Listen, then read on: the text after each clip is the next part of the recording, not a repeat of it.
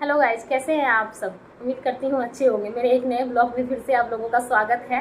तो आज मेरा टॉपिक है साइमन कमीशन। साइमन कमीशन का गठन क्यों हुआ, कब हुआ, इसके बारे में पहले में भी मैं पढ़ चुकी हूँ, तो मैं आप लोगों को मैं आप लोगों को बताती हूँ।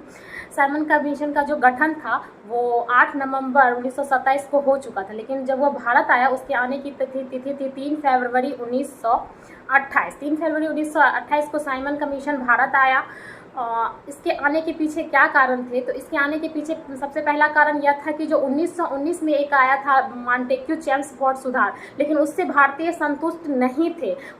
भारतीय संतुष्ट नहीं थे। 1919 में जो सुधार आया था उसमें प्रांतों में द्वैध शासन लागू किया गया था, लेकिन भारतीय उससे एकदम असंतुष्ट थे। तो फिर से संवैधानिक, तो उसमें ऐसा कहा गया था कि जो मतलब उसी टाइम में ऐसा कहा गया था कि जो 1919 में सुधार लाया गया था, उसके बाद वो लाया गया था सुधार 1919 में, लेकिन वो लागू हुआ 1921 में। तो उसके अनुसार था कि 10 साल के बाद अब एक नया आयोग बनेगा, लेकिन ऐसा नहीं हुआ। 1927 में ही साइमन कमीशन का गठन हो गया। फिर से साइमन कमीशन का गठन हो गया। साइमन कमीशन का जो गठन हुआ क्यों हुआ, क्योंकि ब्रिटेन में उस समय कंजर्वेटिव पार्टी की सरकार थी और उन लोगों को ऐसा लग रहा था कि जीतने के चांसेस जो थे ब्रिटेन में लेबर पार्टी की सरकार की थी। तो उन लोगों को ऐसा लग रहा था कि जैसे यदि लेबर पार्टी जीत जाती है तो कहीं भारतवासियों को वो स्वराज न देते, इसलिए वो पहले ही ऐसा किया कि जो पहले ही एक आयोग का गठन कर दिया जाता है, जिससे कि भारतीयों के दिल में भी हम लोगों के प्रति थोड़ा ये हो कि हम लोगों ने भी कुछ सुधार कार्य किए। तो इस कारण भी साइमन कमीशन का भारत में विरोध हुआ। मतलब इस कारण भी हुआ, लेकिन सबसे ज़्यादा जो इम्पोर्टेंट कारण था ये था कि जो साइमन कमीशन का जो गठन किया गया था उसमें कोई भी भारतीय नहीं थे। साइमन कमीशन में कोई भी भारतीय सदस्य नहीं थे। सभी सदस्य ब्रिटिश पार्लियामेंट के थे, सभी सदस्य अंग्रेज थे। और तो भारत में इसका जोरदार विरोध हुआ। लेकिन पूछा गया कि इसमें भारतीय क्यों नहीं है। हमारे संवैधानिक सुधार के लिए, भारत के संवैधानिक सुधार के लिए एक आयोग का गठन किया जा रहा है, लेकिन उसमें ऐसा क्यों कि कोई भी भारतीय सदस्य नहीं है। जब भारतीय सदस्य ही नहीं है तो हमारे संवैधानिक क्या सुधार किया जाएगा। उसको कहाँ से समझ होगा कि भारत को क्या चाहिए, भारत का संविधान कैसा होना चाहिए, भारत को क्या क्या सुधार की जरूरत है, उन्हें क्या पता। तो उनको ये बात बताया गया कि जो आयोग की जो रिपोर्ट है, साइमन कमीशन का जो गठन किया गया, उस आयोग की जो रिपोर्ट है वो ब्रिटिश पार्लियामेंट में पेश करनी है, प्रस्तुत करनी है। तो इसीलिए उसमें ब्रिटिश पार्लियामेंट के भी सभी सदस्य हैं, लेकिन ऐसा नहीं था। उस समय ब्रिटिश पार्लियामेंट में भी 2 भारतीय सदस्य थे जिनको भी लिया जा सकता था जब ये साइमन कमीशन का गठन हुआ था। तो साइमन कमीशन के गठन में तो कोई भारतीय थे नहीं, तो भारतीयों ने भी बताया कि जो इसमें तो भारतीयों को भी लिया जाना चाहिए था, लेकिन भारतीय तो थे नहीं।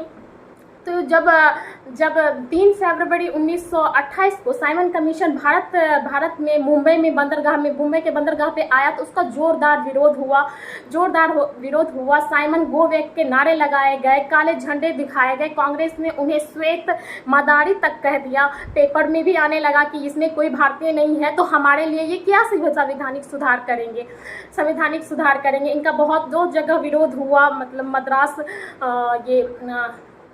मैं बोल रही थी, हाँ, आप लोग तो जानते ही हैं कि इनका लाहौर पंजाब में सबसे ज़्यादा विरोध हुआ, जहाँ की इसका विरोध कर रहे थे भगत सिंह, लाला लाजपत राय विरोध कर रहे थे, जो कि मतलब वहाँ पे लाठी चलाया गया, गोली चलाया गया। जो लाठी चलाया गया सैंडर्स की लाठी से लाला लाजपत राय बुरी तरह घायल हो गए।